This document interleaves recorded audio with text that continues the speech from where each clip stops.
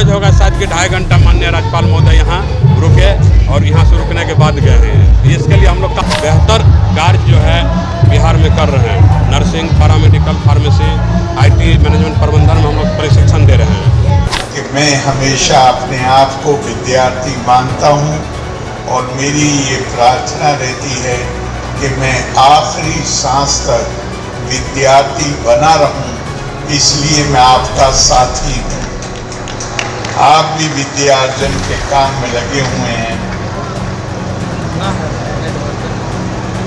मैं केवल प्रभावित नहीं हूँ, मुझे बहुत खुशी है स्वर्गीय कर्पूरी ठाकुर जी के इस ग्रामीण क्षेत्र में इतनी शानदार संस्था को देखकर और पिछले 10 वर्ष की जो रिपोर्ट आपकी सुनी उसको जानकर मैं श्री मंडल और श्रीमती मोनी रानी जी दोनों को बहुत बधाई देता हूँ। यहाँ पर पढ़ाने वाले सम्मानित शिक्षकगण उनको बधाई देता हूँ और छात्रों को बधाई देता हूँ। और वास्तव में अगर हम देखें तो दुनिया, भारत में भी और दुनिया में भी छात्रों के अध्ययन में उनकी एकाग्रता हो, इसको सुनिश्चित करने के लिए शहरों से दूर ही संस्थाएं बनाई जाती थी। और वो मेरे दिमाग में मुझे याद हो गया यहाँ पर आकर।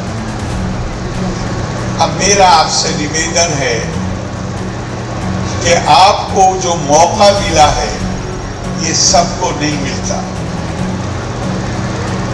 इसका जो बेहतरीन सदुपयोग है वो आपके द्वारा होना चाहिए। शिक्षा का उद्देश्य क्या है? आप विद्या अर्जन क्यों करते हैं? इसलिए कि हमारी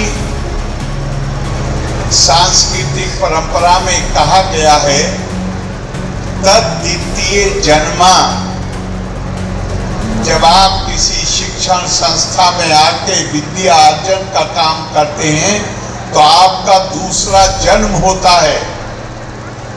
अगर शिक्षा प्राप्ति के बाद भी आपके दृष्टिकोण, आपके आचार विचार वही रहे जो उससे पहले थे, तो वास्तव में उस व्यक्ति पर शिक्षा का कोई असर नहीं हुआ। शिक्षा का उद्देश्य है अपने मानस का विस्तार करना, और मानस के विस्तार का मतलब है कि जहां में जो मेरी चिंता अपने बारे में है,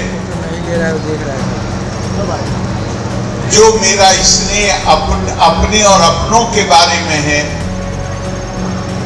उसका विस्तार होता चला जाए और मुझे हर कोई अपना नजर आने लगे। और इसीलिए हमारे यहाँ एक बात और भी कही गई है, तेजस्विनावधीतमस्तु। शिक्षा और विद्या के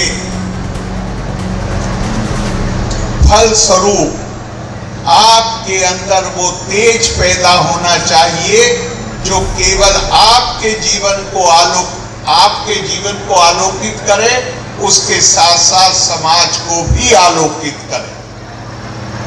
ये विद्या का उद्देश्य हमारी परंपरा में बताया गया है। ये SK Mandal group of institutions अपना 10वां साल पूरा कर रहा है। इस कार्यक्रम में स्थापना दिवस समारोह में जो हमारे बिहार के माननीय राज्यपाल महोदय जी आए हुए थे, ये और भी हम लोगों के लिए गौरवशाली दिन रहा ये। और उन्होंने जो आशीर्वाद आकर के दिया, वाकई मतलब सराहना करने के लिए था। मतलब जो उन्होंने जो सोचा हमारे बारे में, हम लोग के संस्था के बारे में, ये अपने मंच से भी बोले, आप लोग सुने होंगे, शायद उस समय थे आप लोग। तो हम लोग बहुत बेहतर कार्य जो है बिहार में कर रहे हैं। Nursing, paramedical, pharmacy, IT, management प्रबंधन में हम लोग प्रशिक्षण दे रहे हैं।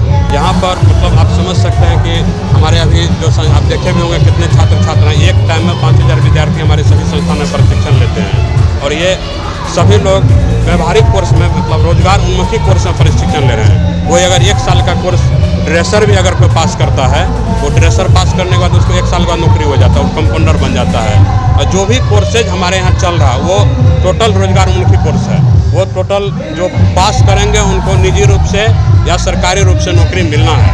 हमने ऐसा सोचा था कि बिहार में ऐसे ऐसे संस्थानों की स्थापना की जाए कि ये छोटे छोटे जो डॉक्टर के मतलब लेवल में काम करते हैं, डॉक्टर के साथ में काम करते हैं, असिस्टेंट है, ANM है, नर्स है, ANM है, सब लोग इनका हम लोग प्रशिक्षण देके एक बेहतर नर्स तैयार करें, एक बेहतर कंपाउंडर तैयार करें, जो कहीं भी वो काम करे तो जो हमारे यहाँ से प्रशिक्षण लिया है उनका नाम जो है सुदूर देहात तक जाके फलना जो है उनका अच्छा हाथ साफ है, जैसे देहाती में बोलते हैं। आपको सुई लेना है, अगर सुई आदमी को देने ही नहीं आएगा तो क्या करेगा, बहुत दिक्कत है। तो वैसा प्रशिक्षण हमारे कोर्स में है जिसकी समाज में हमेशा जरूरत पड़ती है। आपको नहीं लगता आपका ये सपना था आज पूरा होते दिख रहा है? बिल्कुल, मेरा जो सपना था आज हम पूरी तरह उस सपना को पूरा हुआ है और ये सब ऐसे नहीं हुआ है, आज आप लोगों से सहयोग से हुआ है। आज यहाँ जो आए हुए हैं जो सारे गार्जियन को देख रहे हैं, स्टूडेंट को देख रहे हैं, मेरे मित्र बंधु को देख रहे हैं, सबके सहयोग से ये मेरा सपना पूरा हो रहा है। 10 साल का सफर कैसा रहा? 10 साल का सफ़र देखिए ऐसा नहीं है कि मतलब 10 साल का सफ़र बहुत अच्छा रहा, उसमें बहुत संघर्ष भी था, बहुत नॉर्मल पोजीशन नहीं था। फिर भी अभी भी हम लोग दिन रात ये प्रयास करते हैं कि मेरे द्वारा अगर किसी एक आदमी को फ़ायदे मिल सका तो वो हम फ़ायदा उनको पहुँचाएंगे। अगला सपना क्या होगा? मेरा अगला कुछ नहीं, हम बस मेहनत करते हैं, अगला सपना हम कुछ नहीं देखते आगे। हम लोग ये सोचते हैं कि मेरे द्वारा जितना मेहनत हो सके लोगों को फ़ायदा पहुंचा सके। अगर लोगों को फ़ायदा पहुंचाते हैं, वो हमारे बारे में अच्छा बोलते हैं, अच्छा करते हैं, तो ऑटोमेटिक अपना सपना पूरा होते जाता है। राज्यपाल भी आपकी कॉलेज की तारीफ बहुत की, बिल्कुल, बहुत तारीफ की। बिल्कुल। पहला ऐसा कॉलेज है जहाँ इतना देर समय दिए। अब पहला ये कॉलेज होगा शायद कि 2.5 घंटा माननीय राज्यपाल महोदय यहाँ रुके और यहाँ